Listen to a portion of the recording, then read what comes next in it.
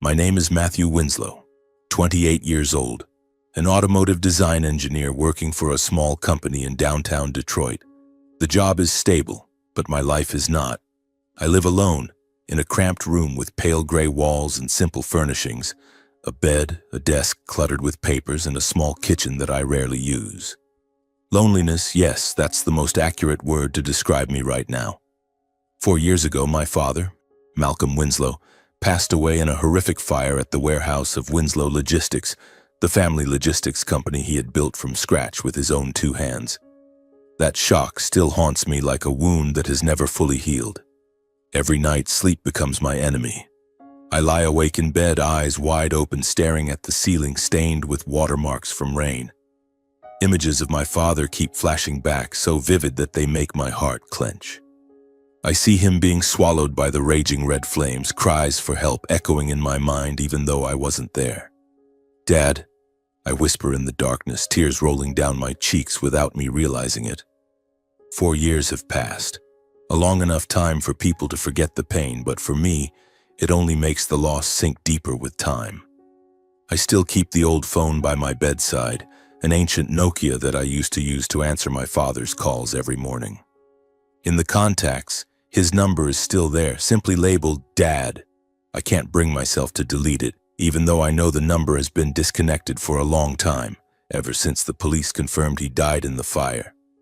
Deep down, I still harbor a foolish hope that one day my phone might ring with a call from my father. That night, the clock struck exactly 2 a.m. I was drifting between wakefulness and dreams, my body exhausted after a long day buried in engine design blueprints.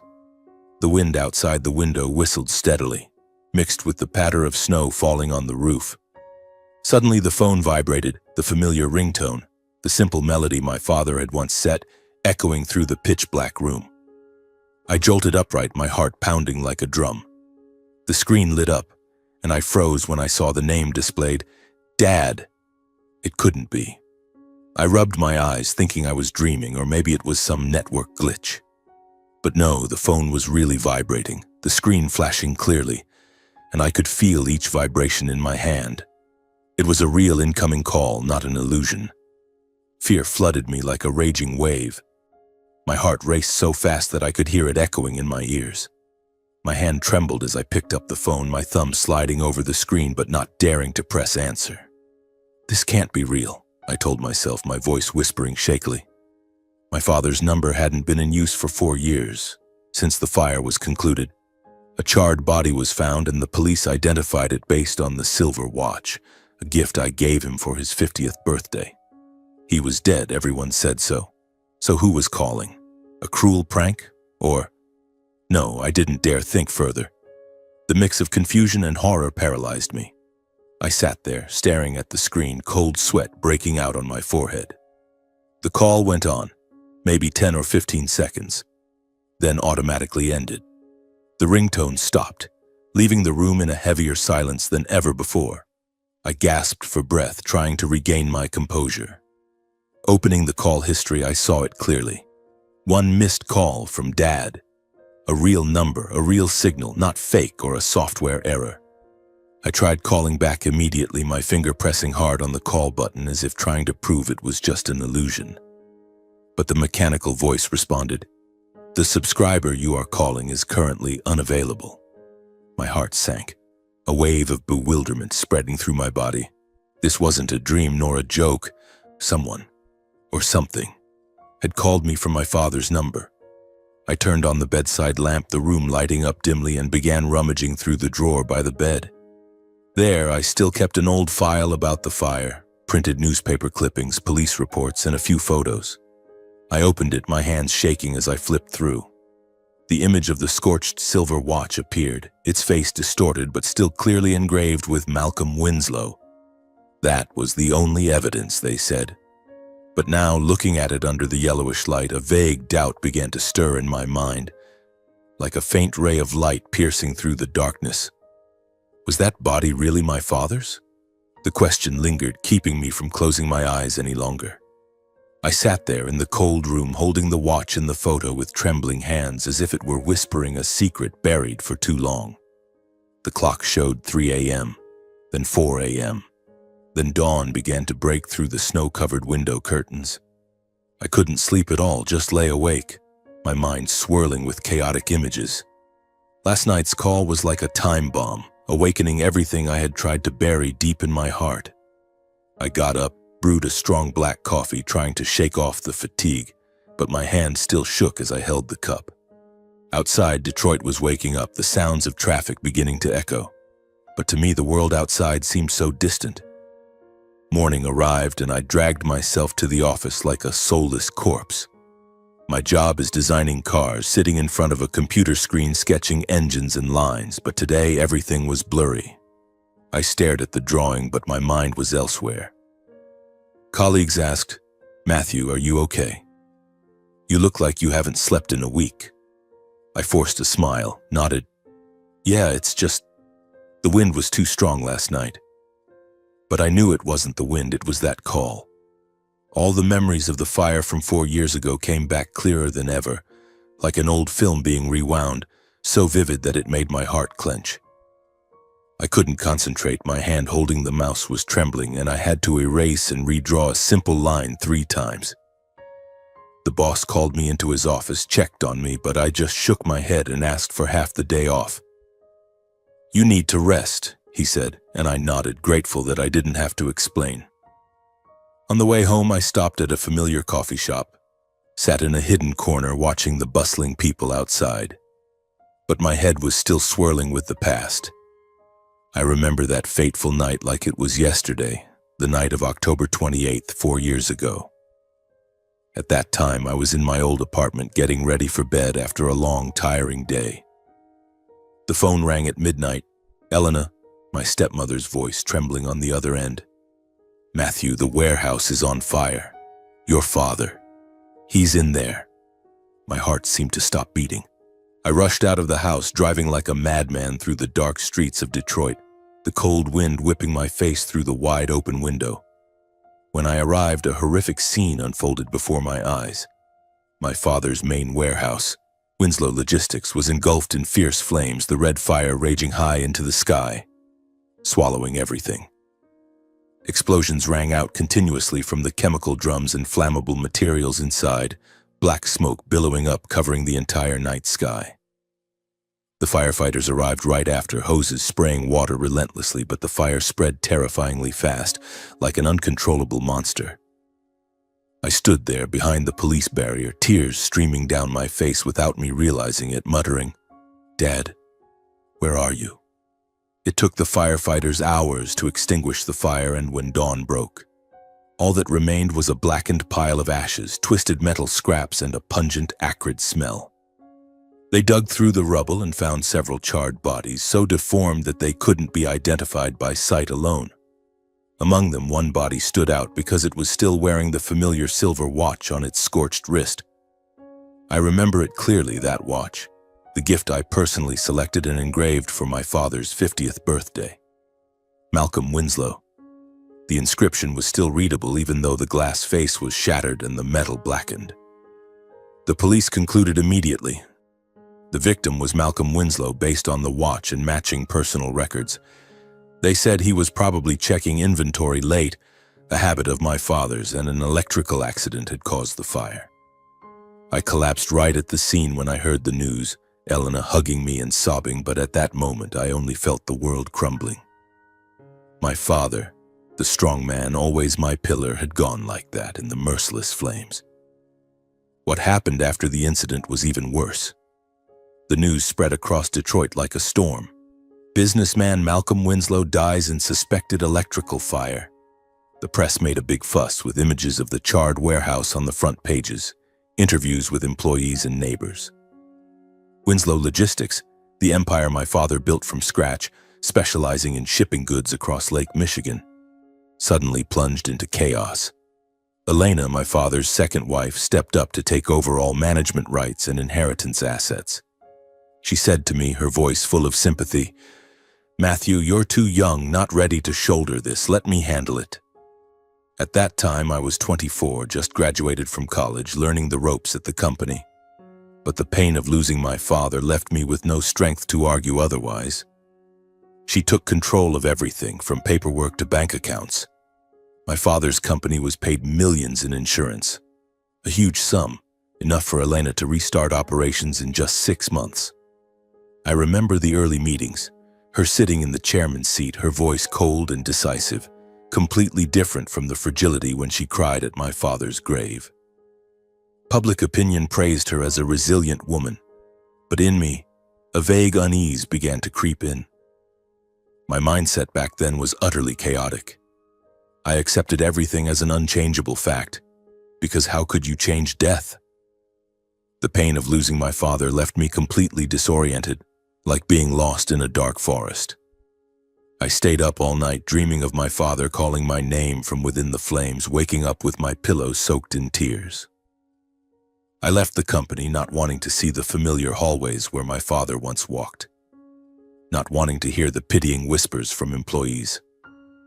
I moved out to live alone in this small apartment, working as an ordinary technical employee, burying myself in drawings to forget. But deep down, I was still tormented terribly for not being able to save my father. Why wasn't I there that night? Why didn't I call him earlier? And especially, there was a sense of incompleteness, like a missing piece in the puzzle. The fire happened too quickly, too unexpectedly, and hard to explain. The warehouse was designed with excellent fire prevention measures, automatic sprinkler systems, fire doors, smoke detectors. My father was always proud of that. Why did it spread so fast? Now, as I reopen the fire file, I notice a small detail that was overlooked, one that 4 years ago in my grief I didn't pay attention to. The time the fire broke out, according to the report, was 23:42, but nearby traffic cameras, a short video clip attached by the police, had recorded Elena's license plate leaving the warehouse area at 23:30, just 12 minutes before the explosion. My heart beat faster. What was Elena doing there so late? She told me she was at home waiting for my father to come back for a late dinner. But the video was clear. Her silver Mercedes, the familiar license plate, speeding through the intersection under the dim streetlights. I paused the frame, zoomed in close, and it was definitely her. Why didn't she mention it? And why leave just 10 minutes before everything erupted? I slumped into the chair, my mind reeling. I remembered that my father had suspected issues within the company. About a week before the fire, he called me into his office, his voice thoughtful. "Matthew, something's not right here. Some strange invoices, but anyway, let me check first." He laughed it off, patted my shoulder, but his eyes showed worry. At the time, I thought it was just work pressure, but now, everything started connecting. From there, all the memories of that fateful night began turning into questions, like scattered puzzle pieces gradually forming a terrifying picture. Did my father really die in the fire? Or did someone set it up? Elena, she benefited the most, with control of the company and the insurance money. I shook my head, trying to dispel the thought, but it clung to me. I stood up, pacing the room, my heart pounding.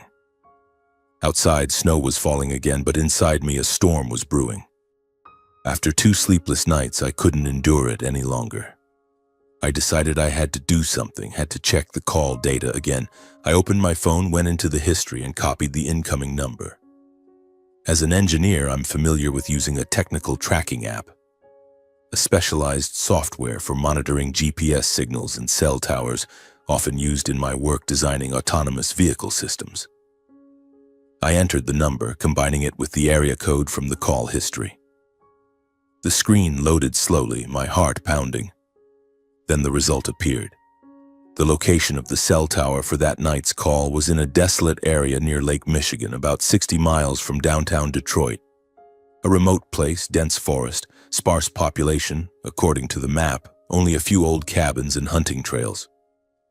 I zoomed in and saw a vague address, a point near the lakeshore hidden among pine forests. Could it be a coincidence? Or was someone there using my father's number to call me? Fear flooded me, but mixed with it was a strong intuition, like an inner voice urging, "Go, Matt. The truth is there." I didn't wait for dawn. Right away I prepared. I rummaged through the wardrobe, grabbing a thick jacket, a wool hat, and a powerful flashlight. I stuffed the old phone into my pocket along with the silver watch. No, not the real one, but the printed photo from the file, yet I still carried it like a talisman. The fire file was crammed into my backpack, along with some water and snacks. My car is an old Ford, but reliable. I checked the gas, wiped the snow-covered windshield, and set off at 4 a.m. On the highway, the east wind whistled through the windows, snow flurrying lightly. I was both terrified. What if I encountered danger? A stranger, or worse, a conspiracy, and driven by an intuition I couldn't ignore. This was my only chance to find answers. The radio broadcast the weather report. Light storm from Lake Michigan, warning of slippery roads. I turned it off, focusing on the GPS. It was early winter, the sky covered in thick fog like a gray blanket shrouding everything. The forests on both sides of the road were bare, branches stark and reaching out like bony hands. The road to the lake area was winding and isolated, almost uninhabited. Only occasionally an old truck passing in the opposite direction, its headlights glaring through the mist. I drove slowly, gripping the steering wheel tightly, my heart pounding with every jolt on the rough road. The GPS led me off the highway onto a red dirt trail, muddy from melting snow. Destination 5 miles away, the mechanical voice announced. The atmosphere grew heavier, the wind from Lake Michigan blowing strongly, carrying the smell of salty water and rotting leaves. I imagined my father here in hiding, and the thought made my eyes sting with tears. But then fear crept in. What if this was a trap? Finally, the GPS pinpointed it, an old wooden cabin hidden among towering pines and dense reeds along the lake. I parked the car 100 meters away, turned off the headlights, and observed. The cabin looked like it was from the last century. Wooden walls scorched in places as if licked by fire, a rotting roof covered in moss. Everything had an ashen, time-worn hue like an unhealed wound slowly oozing blood. No cars, no lights, just the wind whistling through the door cracks and the distant sound of lake waves crashing. My heart raced wildly, my hand trembling as I held the flashlight. I stepped out of the car, the biting cold seeping through my jacket, giving me goosebumps all over. Intuition urged, "Go in." I approached, my footsteps light on the crunching dry leaves. The cabin door was ajar, unlocked as if inviting me. I pushed it gently, the door creaking open, and a gust of cold air hit my face. Inside was pitch black, dust thick on the rotting wooden floor, the air damp and musty, making me cough. I turned on the flashlight, sweeping it around. A simple room, an old wooden table, broken chairs, and a small stove in the corner. But then I noticed signs that someone had lived here recently. On the table, a coffee cup with residue still in it, not fully dry, perhaps from a few days ago. In the kitchen, a few packaged food boxes, dry bread, and an unopened soda can. On the floor, a few local newspapers from last month, headlines about Lake Michigan weather. My heart beat faster. Someone had been here and hadn't left long ago, not a ghost, but a real person. Then the flashlight beam swept to the table in the middle of the room. An old phone, identical to my father's, the battery removed and lying beside it, no SIM card. My hand trembled as I picked it up, inserted the battery, and turned it on. The screen lit up slowly, no password. I went into the call history and froze. Only one call had been made at exactly 2 a.m. that night, matching the time I received it. No contacts, no messages, just one outgoing number. Mine. My heart seemed to stop. This was the phone that had called me. Someone here had used it to contact me, then left it behind like a clue. Fear and hope mixed in me like a raging wave. I slumped into the chair, gasping for breath. Everything here evoked my father, the smell of old wood like the Winslow warehouse, the newspapers he used to read. But no clear traces. No clothes, no personal papers, just pieces of evidence seemingly left intentionally to guide me. I began to believe my father had been here, living in seclusion, and wanted me to find out. But why? And where was he now? I swept the flashlight everywhere, rummaging through the desk drawers with faint hope. And then, in the bottom drawer, I discovered a small folded piece of paper, its edges scorched as if from an old fire. I opened it, my hands shaking. Familiar handwriting, slightly trembling, identical to my father's. A short line, almost like a password or code. KM4Y127. KM might be an abbreviation for what?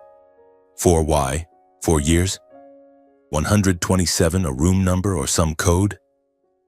I didn't understand the meaning yet, but intuition told me it was related to the Fire or Winslow Company. I took a photo of the paper, stuffed it into my pocket, my heart pounding. This was a signal, I was sure. My father, if it was him, was leading me further. As I left the cabin, the sky suddenly poured down icy rain, heavy drops pounding the rotting wooden roof like drumming. I ran to the car, drenched, but in my heart, a belief was forming. Someone, perhaps your own father, is leaving signals in the ashes of the past, leading you to the truth.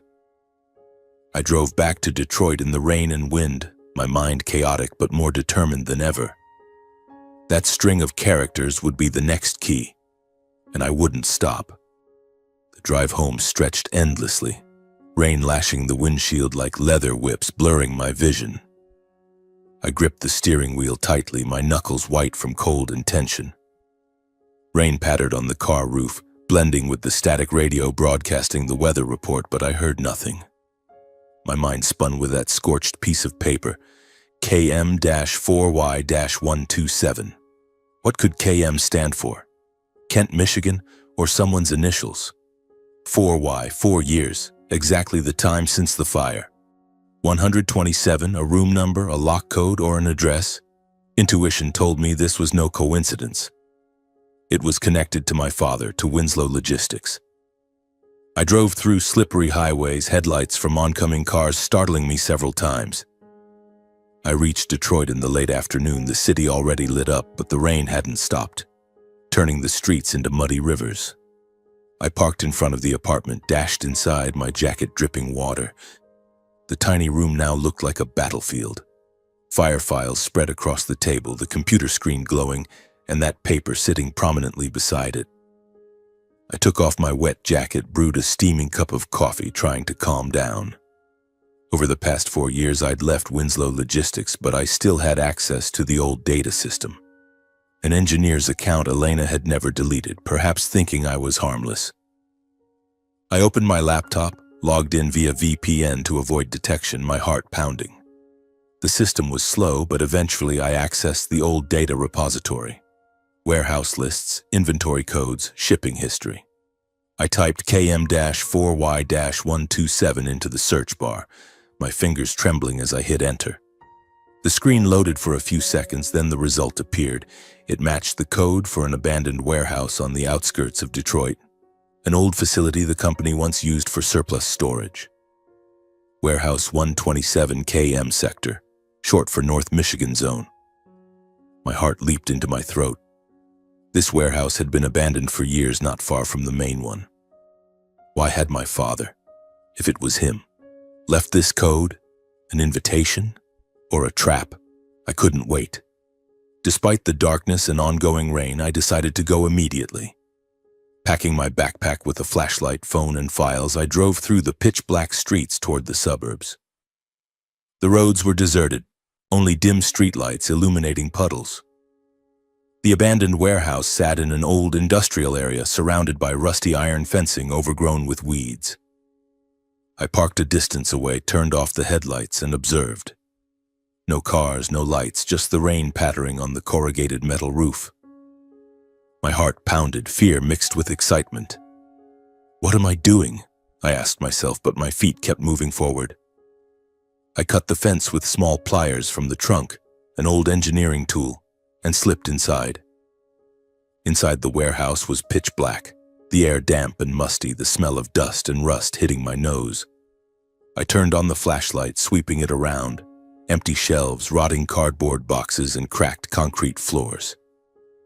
But then I noticed signs of recent activity. In one corner, a makeshift bed of canvas and wooden crates next to a homemade heater still warm with ashes.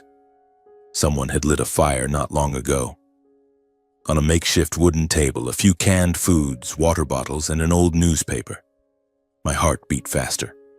It wasn't completely abandoned. Someone was living here, in hiding. I ventured deeper, the flashlight cutting through the darkness when suddenly a small sound echoed. Limping footsteps on the floor. I whipped around, my heart stopping.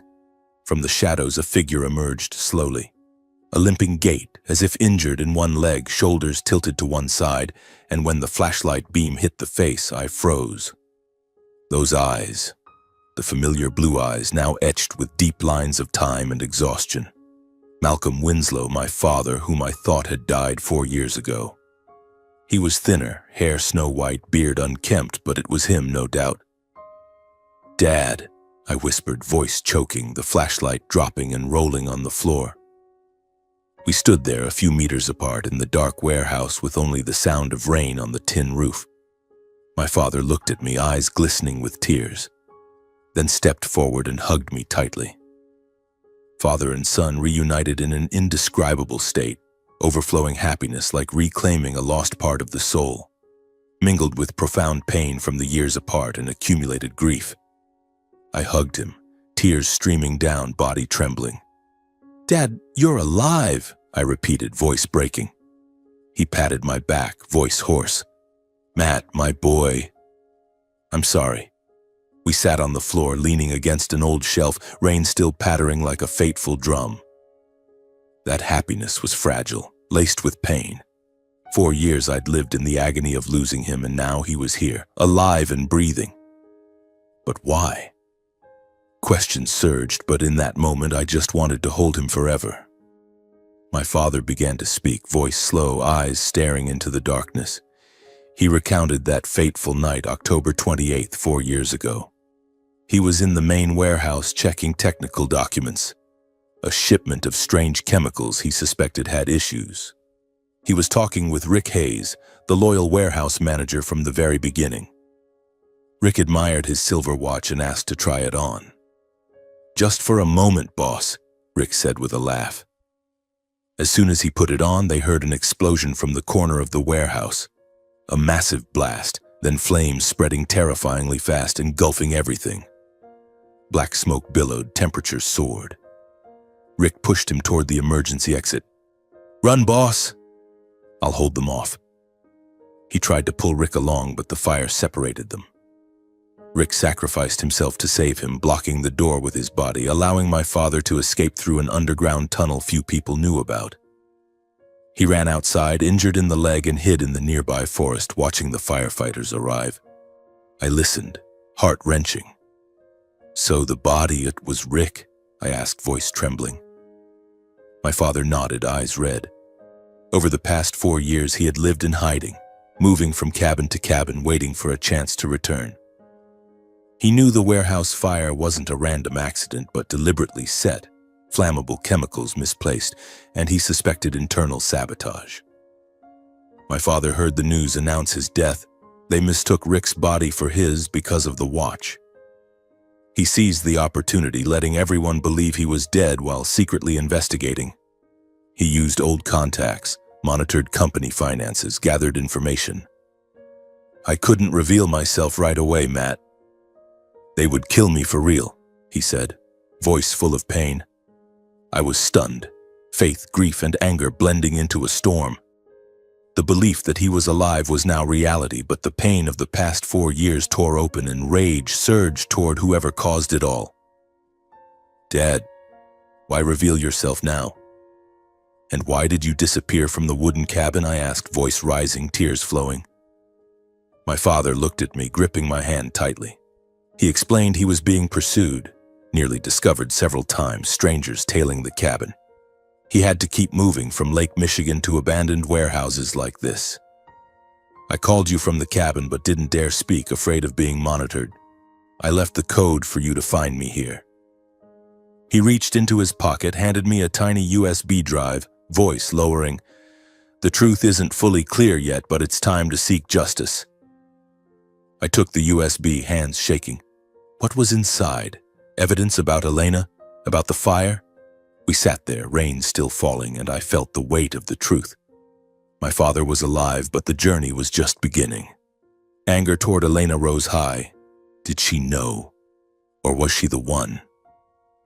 I hugged him tighter, happiness mixed with fear. We had to act, but for now, this was enough.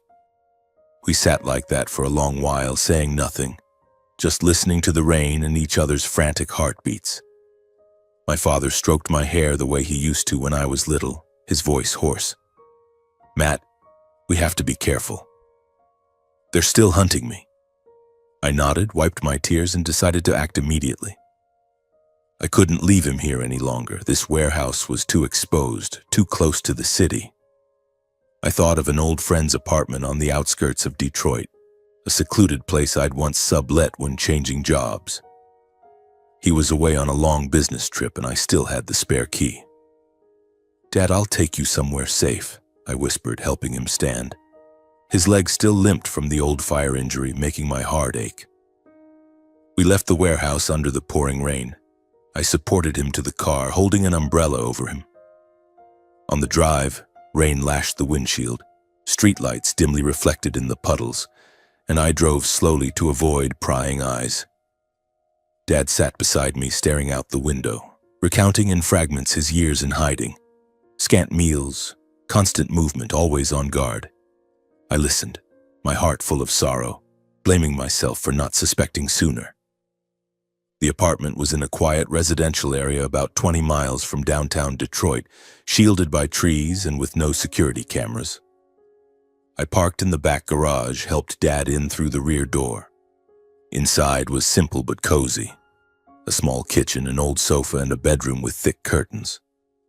I checked the fridge, still some food, then brewed him hot tea. It's safe here, Dad. No one knows. I'll bring food and medicine regularly. He nodded, sinking into the sofa, exhaustion etched deep on his face. Thank you, Matt. But don't come too often. They might be watching. We hugged again before I left, and in that embrace I clearly felt his frailty and the fear he didn't voice. By the time I got home, the clock was nearing midnight. The rain had just stopped, but the cold still seeped everywhere. I locked the door tight, drew the curtains, and sat at my desk. The USB lay there, tiny but seemingly holding something that could change everything. My heart pounded as I plugged it into the computer. The screen lit up and I opened the folder. Inside were dozens of files, copied emails, bank statements, audio recordings, and photos of documents. I clicked the first file, a chain of emails between Elena and an unknown address, likely a stranger. The content froze me. She discussed resolving the Malcolm problem, with details about flammable chemicals placed in the warehouse. Another email, hire a professional, ensure no trace. Big fire, no survivors. My heart clenched. The horrific crime of my stepmother and her son Alex was the mastermind. They had hired someone to set the warehouse ablaze to kill Malcolm, seize the company, and claim the insurance. Alex was involved, sending a confirmation email. Mom, the plan's solid. The watch will be perfect evidence. The watch, my gift, was used to cover it up. Trembling, I opened an audio file, Elena's cold voice speaking to someone. He has to die. The company is mine. Then more recent files.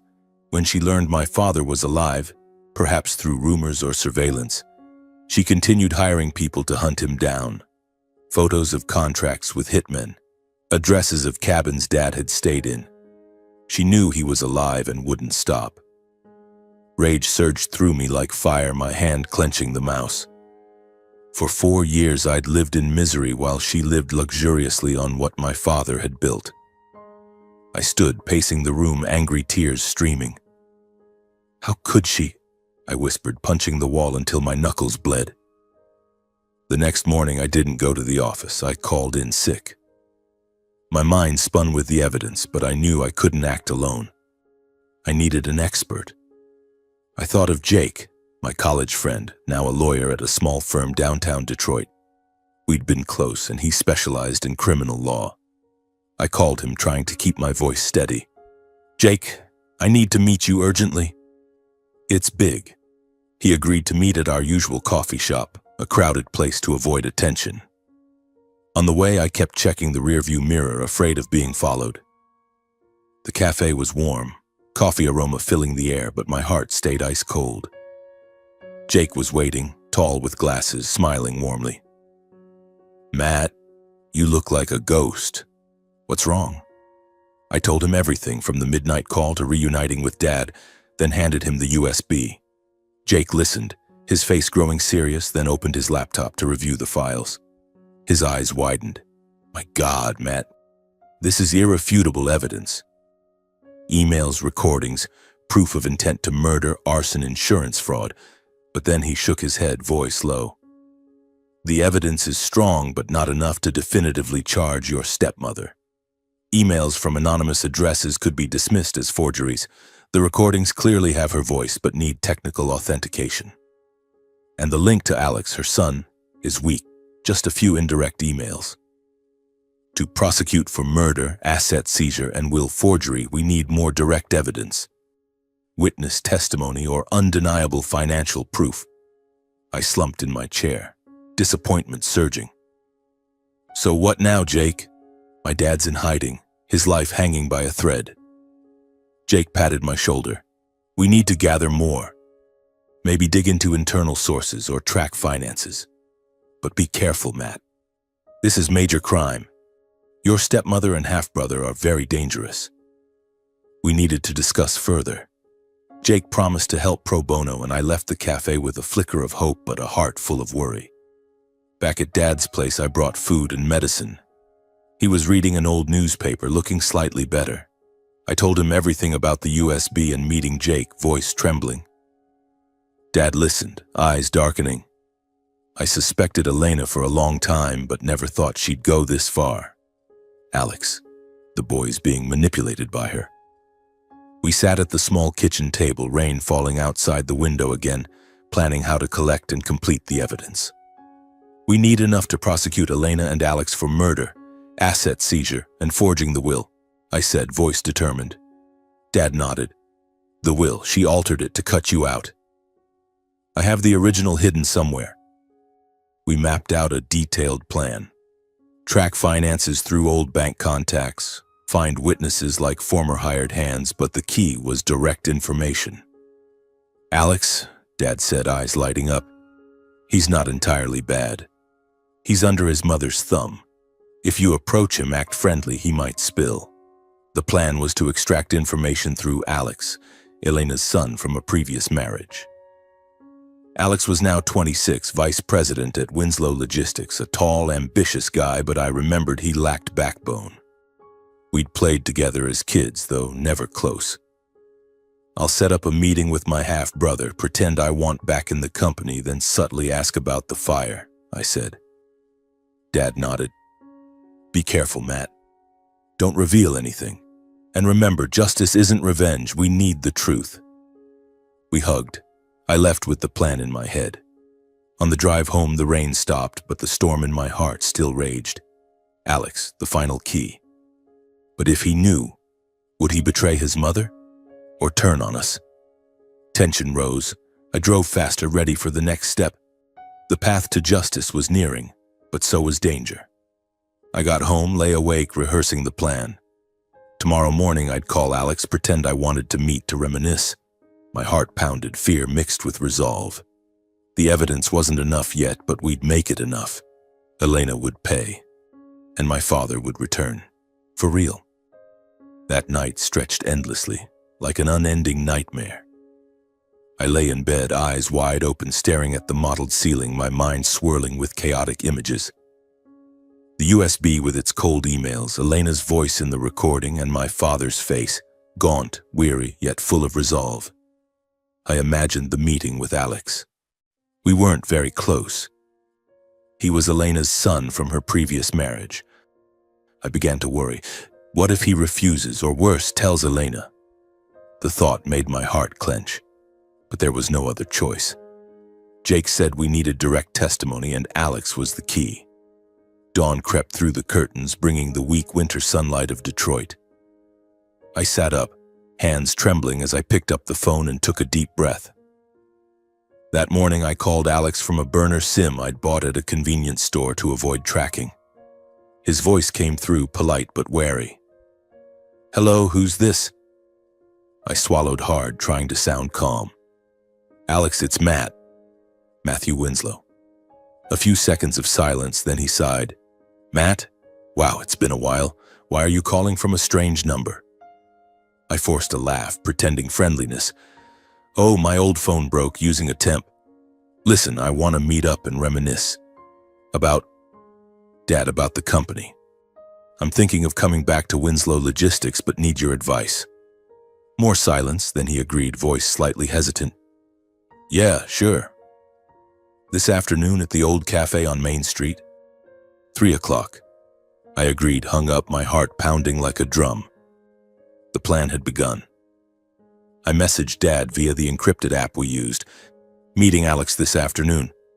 "Stay put, Dad," he replied briefly. "Be careful, son." On the way to the cafe, I kept checking the rearview mirror, afraid of being followed. Detroit that afternoon was gray, the east wind whistling through the streets, dry leaves swirling underfoot. The familiar cafe where Dad used to take us for breakfast years ago was now crowded with office workers. I chose a secluded corner table, ordered a strong black coffee, and waited.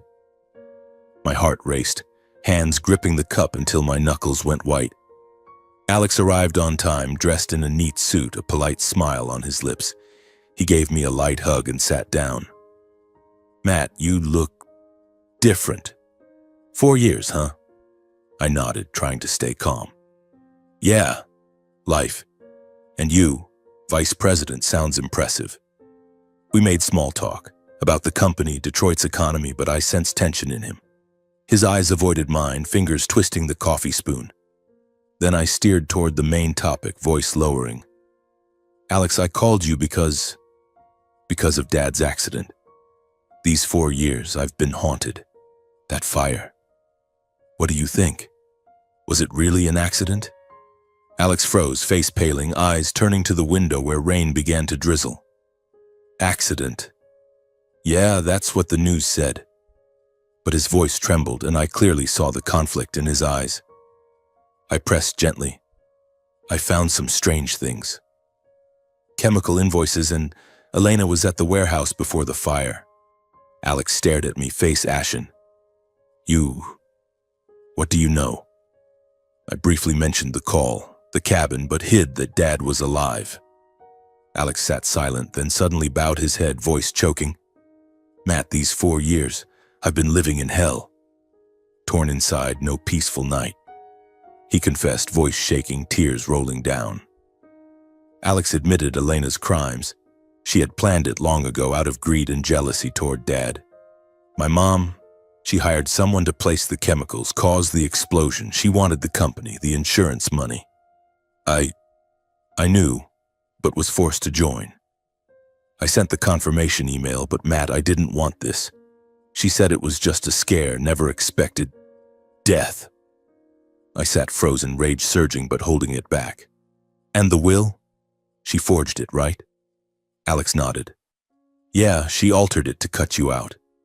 I have the original hidden at home." The cafe air suddenly grew heavy. The coffee grinder's noise echoed like an explosion in my head. Alex sobbed, shoulders shaking. "I regret it, Matt. These 4 years I've seen Dad's ghost everywhere, like a curse." At that moment, the cafe door opened. A figure stepped in from the rain. I startled. It was Dad, wrapped in a thick coat, hat pulled low over his face. He had followed me here despite my warning. Dad approached the table, voice hoarse. "Alex." Alex jerked his head up, face deathly pale, eyes wide in horror. "Dad, Uncle Malcolm." He stood abruptly, chair clattering, drawing glances from nearby tables. Dad sat down, gripping Alex's shoulder firmly. "Yes, I'm alive." Alex collapsed back into his seat, stunned, stammering, "Impossible. You died. The fire." Dad briefly recounted that night, Rick's sacrifice, and how he escaped. Then he looked Alex straight in the eye. "These 4 years I've been hiding, living in fear because Elena knows I'm alive. She hired people to hunt me from cabin to cabin. I've been running like prey, Alex. Alex sat there, face chalk white, hand over his mouth. He was utterly shocked, never imagining his own mother could be so terrifying and blinded by ambition. "Mom, she really did that? Hired people to kill you?" Dad nodded, voice pained. "Yes. She learned I was alive through her hitmen and wouldn't stop. I lived in terror, but now I want justice." Alex sobbed uncontrollably, shoulders trembling. "Dad, I didn't know." "Mom, she forced me. I regret it so much." The atmosphere was suffocatingly tense. I glanced around, afraid someone might recognize us.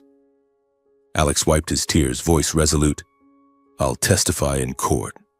I'll tell everything. For justice. I can't live like this anymore." We sat there, three men with overlapping pasts, rain pattering on the window like a fateful drum. Dad patted Alex's shoulder. "Thank you, son. This isn't revenge, it's the truth." Alex nodded, eyes red. "I'll prepare. But Mom will kill me if she finds out." I reassured him. "We'll protect you. Jake, the lawyer, will help." We quickly planned. Alex would gather more evidence from home and we'd meet Jake to finalize the case. Leaving the cafe, the rain had stopped, but the air remained heavy. I drove Dad back to his hideout, heart full of hope. Alex promised to call tonight. On the way home, my heart still raced, but now the evidence was enough. Elena would face justice, and my family, though broken, would find peace. Back home, I lay down, exhausted but exhilarated. The meeting had succeeded beyond expectation. Alex, from accomplice to witness. But danger still lurked. Elena might suspect. I texted Jake. "Got testimony from Alex. We've won." He replied, "Good. Meet tomorrow." That night I slept better, dreaming of Dad's return, the company reborn. But deep down I knew the storm wasn't over. The next morning I woke early, my body aching but my mind unusually sharp. The weak winter sunlight filtered through the curtains, shining on the cluttered desk with files and the USB. I brewed coffee, sat down, and reviewed Alex's testimony from last night. He had promised to provide the original will and confess his role, coerced but still involved. "I'll testify, Matt. To make amends," he said, voice choking. I believed him, but unease lingered. "Elena, she was cunning. If she suspected Alex's change of heart, she would act." I called Dad, whispering into the phone. "Dad," Alex agreed. "But we have to move fast." Dad sighed on the other end. "Good, son. But be careful. She's dangerous." We arranged to meet Jake that afternoon to compile the evidence. The meeting at Jake's office was tense. Jake, with his thick glasses and neat suit, spread the files on the table, eyes lighting up when he heard about Alex. "Direct testimony from her own son? This is a ticking bomb, Matt." We reviewed the USB. Emails, recordings, wire transfers to hitmen. Alex arrived late, face pale, carrying the original will, yellowed paper with Dad's clear signature, proving Elena had altered it to exclude me. "Mom kept it in the safe. I took it while she was in a meeting," Alex whispered, hands trembling. Jake scribbled furiously, then nodded. "That's enough. We take it to the police. Alex's testimony plus this will make them move immediately." My heart pounded, excitement mixed with fear. This was the turning point, but also the most dangerous moment. We signed papers and Jake promised to contact the police chief, an old friend of his. Just 2 days later, everything exploded. Based on Alex's testimony and the USB evidence, police issued an arrest warrant for Elena Winslow on suspicion of arson and insurance fraud. I got the news from Jake early that morning. My heart nearly stopped. "They're heading to Winslow Logistics headquarters right now," Jake said over the phone, voice thrilled. I rushed out of the house, driving like a maniac to the old company where I once worked, where Dad had been the boss. On the way, local radio reported, "Police raid Winslow Logistics, suspected link to 4-year-old fire." My heart thundered, cold sweat breaking out. When I arrived, chaos unfolded. Police cars with flashing lights surrounded the glass high-rise. Employees gathered outside, faces panicked. Media was already there, cameras flashing, reporters jostling with microphones. Elena was arrested right at Winslow Logistics headquarters in front of employees and the press. I stood in the crowd, heart racing, witnessing the scene. She was in a board meeting, her shrill voice echoing through the glass doors. "Today we sign the new contract." Then the doors burst open. Police stormed in, led by a tall inspector with the warrant. "Elena Winslow, you are under arrest for suspected arson, murder, and insurance fraud." She froze for seconds, face ashen, then erupted in fury. She screamed, struggling as handcuffs clicked. "Are you insane? I'm innocent. This is a setup. Who's behind it? Alex, that traitor." Her voice pierced, full of rage, hair disheveled, eyes blazing. Employees whispered, some cried, media filmed relentlessly. Images of her handcuffed and furious spread across Detroit media in hours. Front pages, viral videos on social media. Businesswoman Elena Winslow arrested, suspected of staging fire to kill husband. I stood there, heart twisting, both satisfied and pained. She had been my stepmother, hugging me, sobbing at Dad's funeral. Now what? A monster. Investigators reopened the 4-year-old fire case immediately.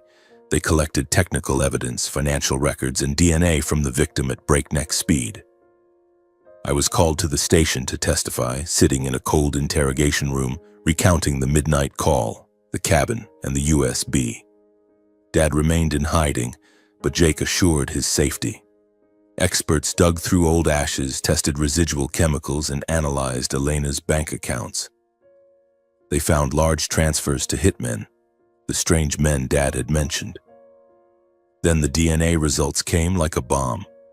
The fire victim was not Malcolm Winslow, but the warehouse manager, Rick Hayes. That charred body was Rick, who sacrificed himself to save Dad. The news spread, shocking all of Detroit. "Winslow fire victim, not the owner. Deadly mistake?" Media went wild, interviewing Rick's family, public opinion turning sharply against Elena. Financial evidence and recordings clearly showed Elena staged the fire to kill her husband, claim insurance, and seize company control. Invoices for flammable chemicals under fake names, emails planning with hitmen, and her recorded voice, "He must disappear forever," all matched Alex's testimony. She was held without bail due to the severity. I met Alex at the station. He looked gaunt but resolute. "You did right, Matt. Even if she's my mom." We hugged, two men once stepbrothers, now on the same side. Dad called daily, voice weary but hopeful. "It's almost over, son." The trial opened in Detroit 3 months later amid chilly spring. Wayne County courtroom was packed. Reporters, former Winslow employees, curious public. I sat in the front row, heart pounding, hands clenched. Elena sat in the defendant's chair, more haggard, hair prematurely gray, eyes full of hatred toward me and Alex. The trial began with the inspector's testimony, but the climax came when the prosecutor called a surprise witness. "We call Mr. Malcolm Winslow." The doors opened. Dad walked in, limping, hair snow white, but eyes sharp. The courtroom erupted in shock, whispers rising. "The dead man return." Reporters flashed cameras. Elena screamed, "Impossible! He's dead." Dad took the witness stand, voice calm, recounting the fire night, Rick's sacrifice, and 4 years in hiding. The gallery buzzed. The judge banged the gavel for order. Alex and I testified next. I stepped up, hands shaking, describing the midnight call, the cabin, and the USB. She, my stepmother, staged it all out of greed. Alex followed, voice choking. "My mother forced me to join. I regret it." This is the original will. Prosecutors presented evidence. Emails, recordings, DNA. Elena lost control in court, screaming denials. "Lies. They're framing me. Alex, you betrayed your mother." She slammed the table, tears streaming, but the evidence was overwhelming. The trial ended after 5 days, the jury deliberating briefly. The verdict was announced. Elena Winslow sentenced to life without parole for the first 25 years for arson, murder, and financial fraud. She collapsed upon hearing. "No, I'm innocent." Police led her away. Those images spread across media again. Alex received a reduced sentence, 3 years probation for full confession and cooperation. He looked at me, eyes red. "Thank you, Matt. I'll make amends." Dad and I left the courthouse in silence, knowing justice was served, but at the cost of a family's total collapse.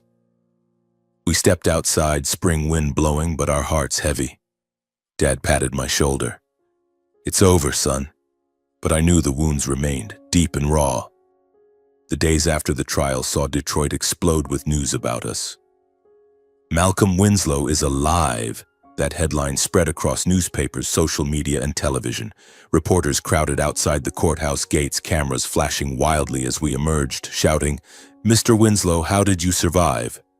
Was it a conspiracy? Dad just bowed his head, gripping my hand tightly, and we pushed through the crowd without a word. The news turned him into a media centerpiece. The man who returned from the ashes, they called him, with endless analyses of the fire, Elena, and the shattered Winslow family. My phone rang nonstop, from old friends to scoop-hungry reporters, but Dad chose silence and avoided public appearances. "I don't want to live under spotlights, Matt," he said when we returned to his hideout, the small apartment on the outskirts. "Let the past rest. We need time to heal." I nodded, but unease lingered. Every time I turned on the TV and saw old images of Dad dredged up, my heart ached. Public chatter buzzed. Some sympathetic, some skeptical. Where was he hiding for 4 years? Was it staged? But Dad just smiled sadly. "They don't understand, son. Surviving can hurt more than death." Meanwhile, Winslow Logistics plunged into real crisis. The company was temporarily suspended for financial investigations. Police and tax authorities raided headquarters, rifling through records, scrutinizing every transaction. A wave of Elena's trusted staff, senior managers, the chief accountant, and executive assistants who helped run her shadow financial system, submitted resignations en masse within days.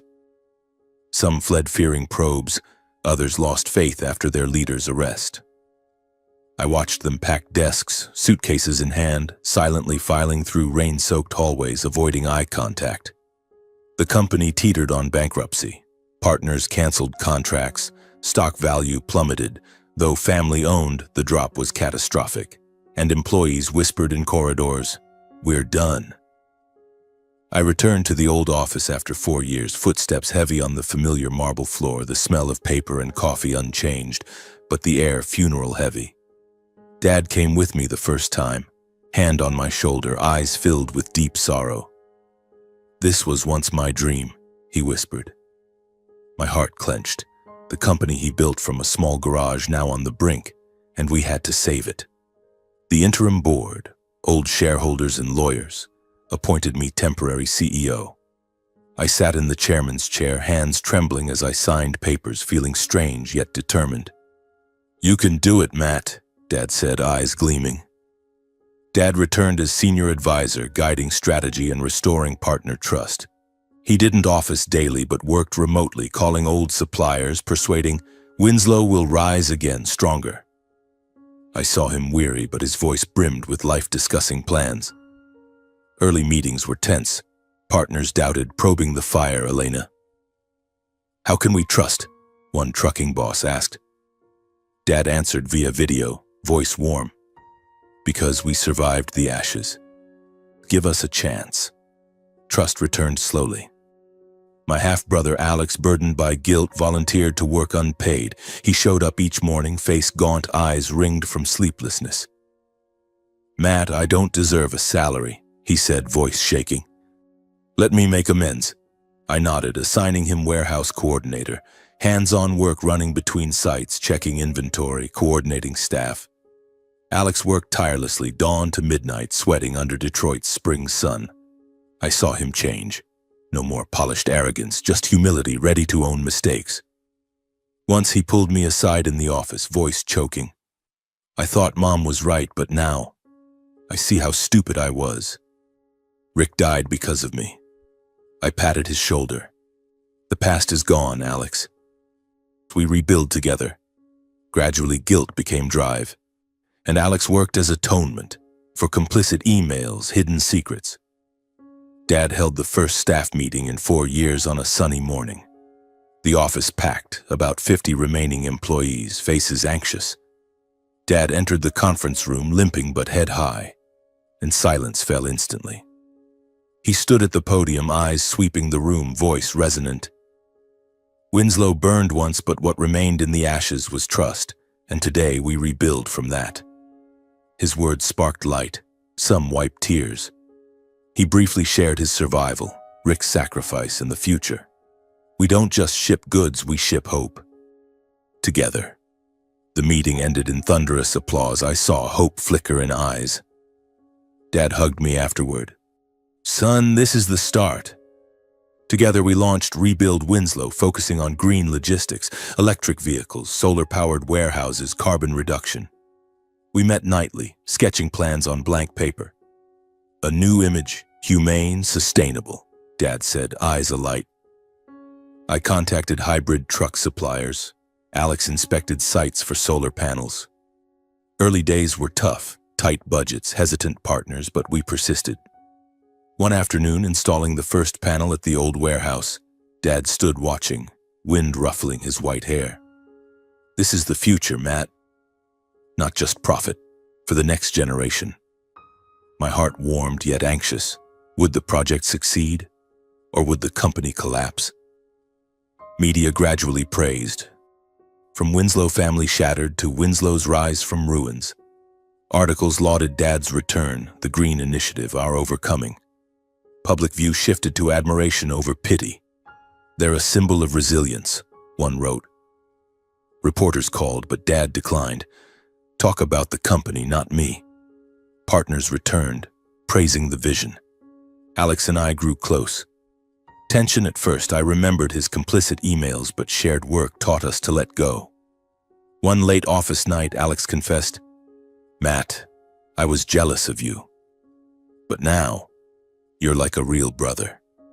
We laughed, clapped shoulders, forming true brotherhood, sharing meals, plans, even joking about old days. Dad spent much time at the burned warehouse site. He renovated it into the Rick Hayes Memorial Center, honoring the manager who died saving him. I saw him there daily, overseeing builders planting trees around old ashes. Rick saved me, son. This will remind us of sacrifice, he said, hand on a small headstone. The center wasn't just memorial, but a safety training hub with modern fire prevention models. Dad stood there, wind blowing, eyes distant. From ashes, we learned to live. Finally, after 6 months of probes, Winslow Logistics regained operating licenses. We signed the first major post-crisis contract, green shipping for a big Michigan automaker. News spread, employees cheered in the office. Dad hugged Alex and me. We're back. Signs of true revival, from bankruptcy's edge to new hope. But I knew the journey wasn't over. Wounds still ached, but from them we grew stronger. 1 year had passed since that fateful trial, and Winslow Logistics had resumed stable operations, like a ship that had weathered a storm and now glided smoothly across Lake Michigan. Revenue gradually climbed back, not in the explosive way of old, but steadily built on the green contracts we pursued. The company wore a new face, smaller, leaner, with fewer employees, but all deeply committed. We focused on transparency. Every invoice publicly audited, every decision collectively discussed. The reborn from ashes image became our slogan, printed on the new logo, a flame transforming into a green tree.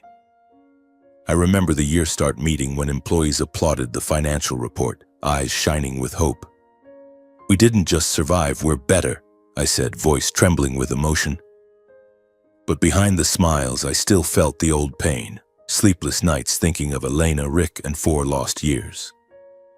The company revived, but hearts needed time. Malcolm Winslow, my father, officially retired on an autumn morning as golden leaves fluttered outside the office window. He sat in the chairman's seat one last time, gazing around the meeting room with nostalgic eyes. "I'm old now, boys," he said, voice warm yet weary. "I'm handing full control to Matthew and Alex. I trust you'll do better than I did." We hugged him, tears streaming. Dad lived more peacefully than ever, moving to a small house by Lake Michigan, where he spent time tending garden plants, reading by the fireplace, and mending bonds with his two sons. Every weekend he called us over, cooking simple meals, grilled meat and salads from homegrown veggies. "I want to make up for the lost years," he whispered as we sat by the lake watching the fiery sunset. "He taught me to plant pines, patience, son, like life." With Alex, he was gentler, listening to his guilt and advising, "The past is a lesson, not a shackle." Dad became our emotional anchor, not the boss anymore, but the true father we thought lost forever. I, Matthew, became the youngest CEO in company history at 29. Sitting in Dad's old office, gazing at Lake Michigan sparkling under the sun, I felt the weight of responsibility.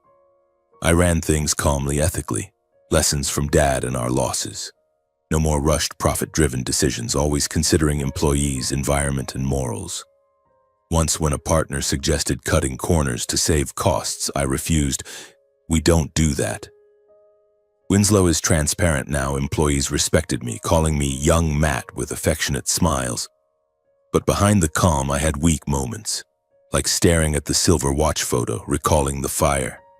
Then I'd drive along the lake, wind whipping my face, reminding myself, stay strong, for Dad, for Rick.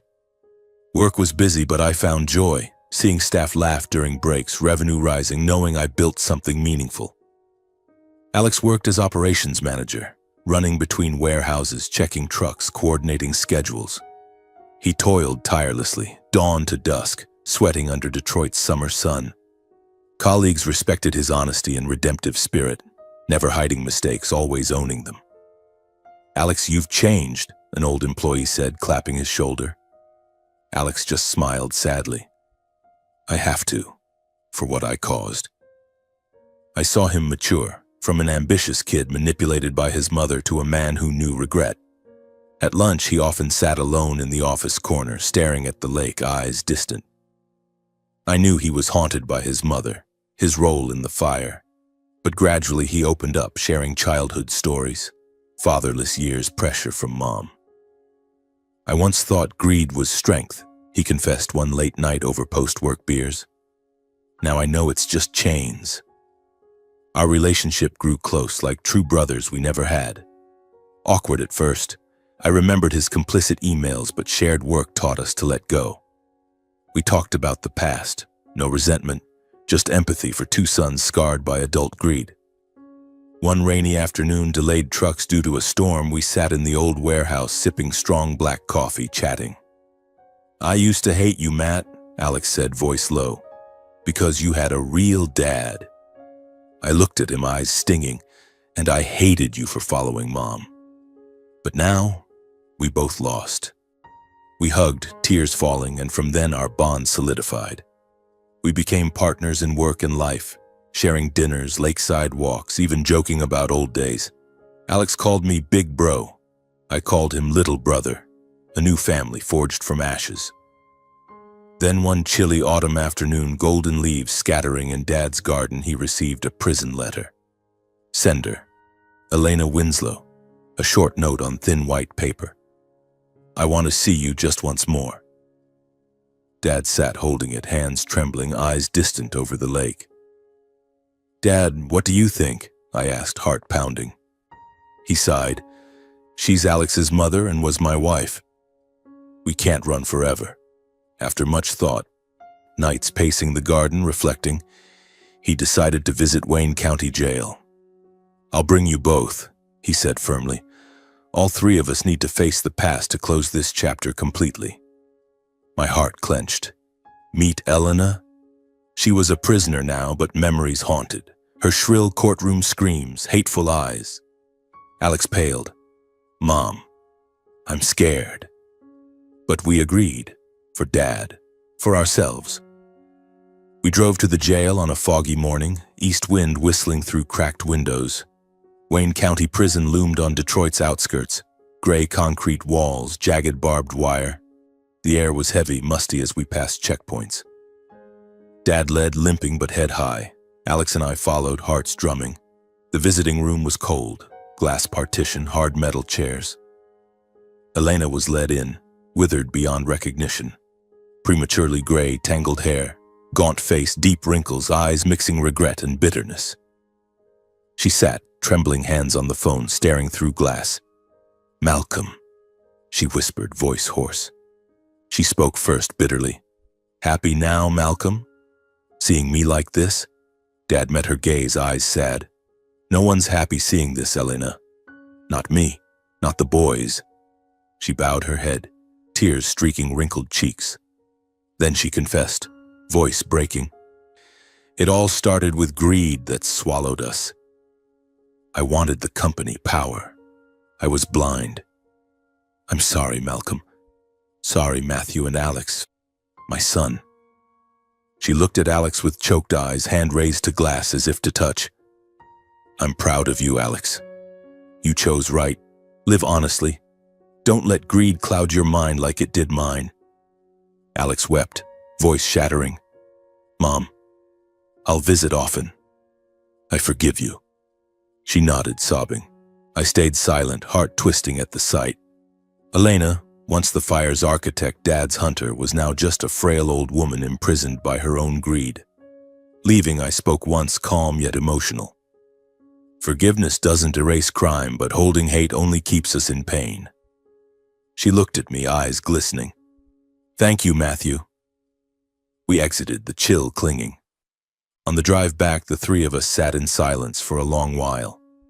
Wind slipped through cracked windows, carrying autumn's rotting leaves. Dad turned, voice warm. "Sometimes justice isn't in the sentence, it's in how we choose to live after." Alex nodded, wiping tears. "Yes, sir. We choose forgiveness to live." I drove, heart lighter, the wound scabbed, scar remaining. My family finally reclaimed what seemed lost, not wealth, but truth and kindness. We lived on, rebuilding Winslow Logistics as a symbol of rebirth. Dad tended his small backyard garden. Alex and I ran the company, returning it to original values. Every evening, the three of us sat by Lake Michigan, sharing stories and laughing under the sunset. New life began from past ashes, and I knew our family was stronger than ever.